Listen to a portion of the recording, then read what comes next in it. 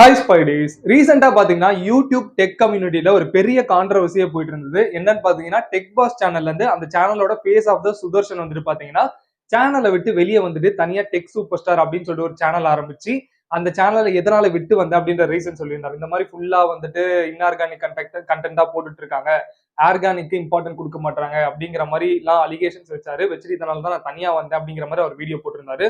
So நம்மளுமே பாத்தீங்கன்னா நமக்கு சுதர்ஷன் நமக்கு ரொம்ப பிடிக்கும். எதனாலன்னு பாத்தீங்கன்னா நம்ம சேனல் ஆரம்பிக்கணும் அப்படின்னு நினைச்சப்போ ஓகே நம்ம சேனல் இந்த மாதிரி தான் வந்து கொண்டு போகணும் அப்படின்னு சொல்லிட்டு ஒரு ஐடியா அந்த ஒரு ரோல் மாடலுக்காக பாத்தீங்கன்னா நம்ம எடுத்துக்கிட்டோம். ஸோ அதனால நமக்கு சுதர்ஷனை பர்சனலாவே பிடிக்கும் அப்படின்றதுனால ஸோ அவருக்கு சப்போர்ட் பண்ற மாதிரி நம்ம ஒரு வீடியோ போட்டிருந்தோம். கண்டிப்பா நம்ம சப்போர்ட் பண்ற மாதிரி தான் வீடியோ போட்டிருந்தோம்.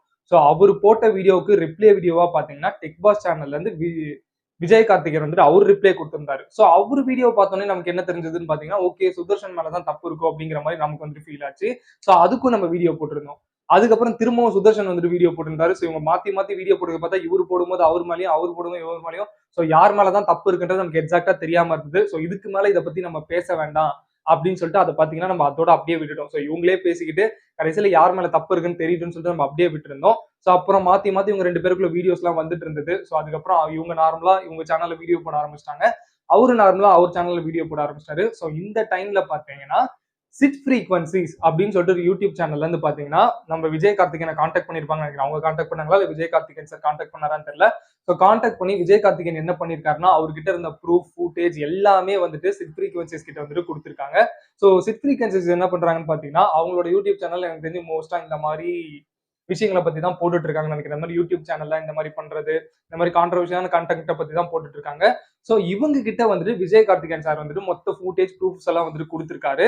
ஸோ அதுக்கு இந்த சிட் ஃப்ரீக்வன்சிஸ்ல இருந்து அந்த அவங்க பேர் சித்துன்னு நினைக்கிறேன், எனக்கு தெரியல. அவங்க என்ன சொல்லியிருக்காங்கன்னு பாத்தீங்கன்னா நீங்க கொடுத்துருக்க ஃபுட்டேஜஸ் இது எல்லாத்தையுமே நான் வெரிஃபை பண்ணுவேன். ஸோ இதுல கண்டிப்பா யார் பக்கம் நியாயம் இருக்கோ அவங்களுக்கு சப்போர்ட்டிவா தான் பேசுவேன். மேபி உங்க உங்க பக்கம் தப்பு இருந்தாலும் உங்களுக்கான இதுவா தான் நான் பேசுவேன் அப்படிங்கிற மாதிரி சொல்லியிருந்தாங்க. ஸோ அது மாதிரி பாத்தீங்கன்னா விஜய் கார்த்திகேயன் அதை அக்செப்ட் பண்ணியிருந்தாரு. கரெக்டா நீங்க எந்த பக்கம் இது இருக்கும் நீங்க அதையே பேசலாம், ஒன்றும் பிரச்சனை இல்லை, என் பக்கம் தப்பு இருந்தாலும் நீங்க அதை பேசுங்க அப்படிங்கிற மாதிரி கன்ஃபர்மேஷன் விஜய் கார்த்திகேயனும் கொடுத்திருக்காரு.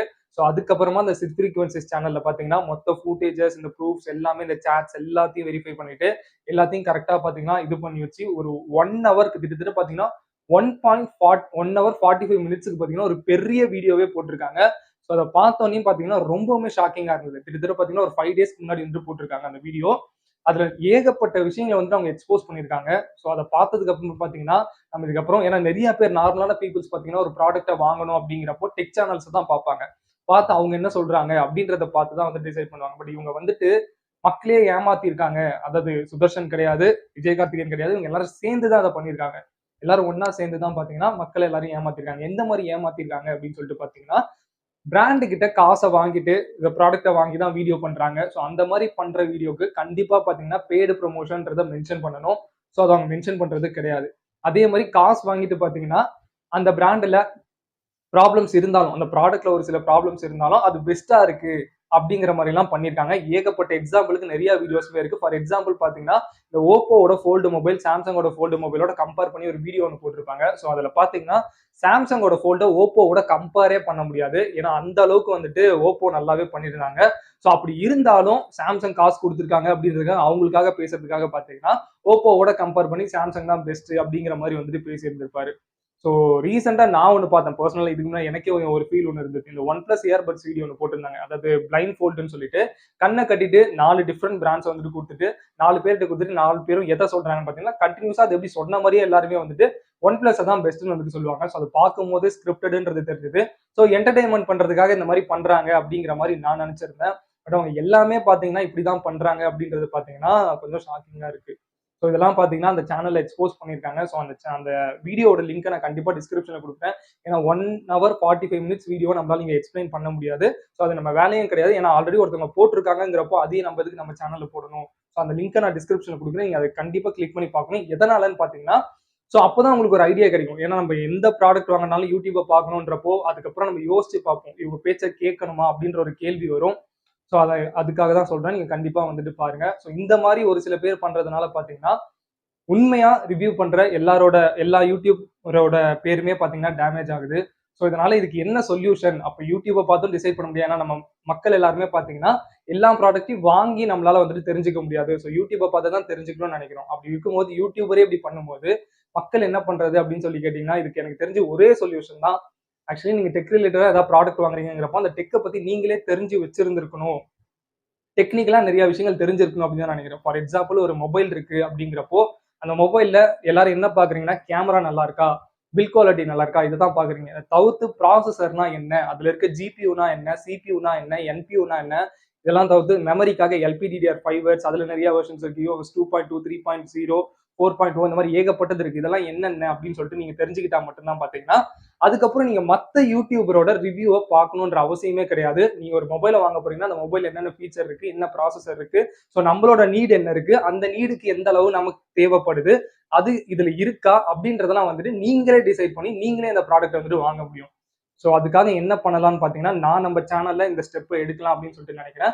ஸோ டெக்னிக்கலா ஒரு சில விஷயங்களை பத்தி இனிமே நம்ம சேனல்ல நான் சொல்லிக் கொடுக்கலாம் அப்படின்னு சொல்லி நினைக்கிறேன். ப்ராசஸர்னா என்ன, அதுல என்னென்னலாம் இருக்கு, ஸோ அது எப்படி, அதோட கிளாக் ஸ்பீட் என்ன, இப்போ நம்மளோட நீட் வந்துட்டு இந்த அளவுக்கு கேமிங்கான நீட் இருக்கு, இல்லை இந்த அளவுக்கு எடிட்டிங் பண்ண போறோம் அப்படிங்கிறப்போ அதுக்கு எந்த அளவுக்கு கிளாக் ஸ்பீட் தேவைப்படும். ஸோ இதெல்லாம் பத்தி வந்து டீட்டெயிலாக நம்ம கொஞ்சம் கொஞ்சமா நம்ம சேனல்ல போடலாம்னு சொல்லிட்டு நினைக்கிறேன்.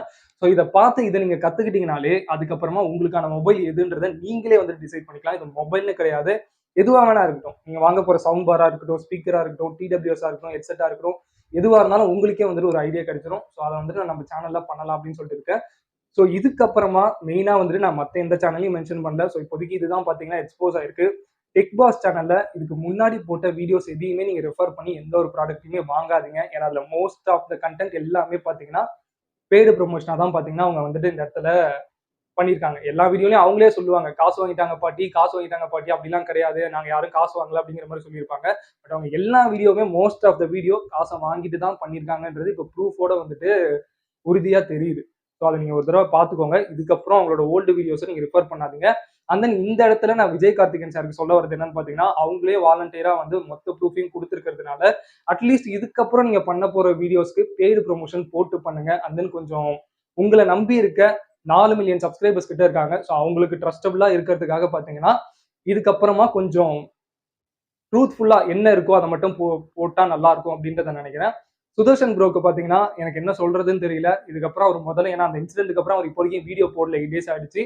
ஸோ ஃபர்ஸ்ட் அவர் இதுக்கு பதில் சொல்லி ஆகணும். கண்டிப்பா இதுக்கெல்லாம் வந்துட்டு அவர் முதல்ல பதில் சொல்லணும். இதெல்லாம் இக்னோர் பண்ணிட்டு அவர் எந்த ஒரு பதிலும் சொல்லாம ஆஸ் யூஷுவல் அவர் வீடியோ போட ஆரம்பிச்சாருன்னா அது கரெக்டா இருக்கும் அப்படின்னு சொல்லிட்டு எனக்கு தோணல. ஸோ அவர் பாத்தீங்கன்னா அவர் என்ன பண்றாருன்றதை நம்ம வெயிட் பண்ணி தான் வந்துட்டு பார்க்கணும். ஸோ அவ்வளவுதான் இந்த வீடியோ பத்தி. இந்த வீடியோ பத்தி உங்களுக்கு வேற ஏதாவது டவுட்ஸ் இருந்தா கண்டிப்பா கமெண்ட்ஸ்ல வந்துட்டு கேளுங்க. இல்லை இந்த வீடியோ நீங்க ஆல்ரெடி பார்த்துட்டீங்க, எங்களுக்கு ஆல்ரெடி தெரிஞ்சுது, அதை பத்தி நான் ஆல்ரெடி போட்டு பார்த்துட்டோம் ப்ரோ அப்படின்னா உங்களோட கருத்துக்கள் என்னன்றதை கமெண்ட்ஸ்ல கண்டிப்பா சொல்லுங்க. அதையுமே நான் வந்துட்டு படிக்கிறேன். படிச்சுட்டு உங்களுக்கு நான் கண்டிப்பா ரிப்ளை பண்ணுவேன். ஸோ மீண்டும் உங்களை இன்னொரு புது வீடியோல வந்து பார்க்குறேன். Until then this is பைடி signing.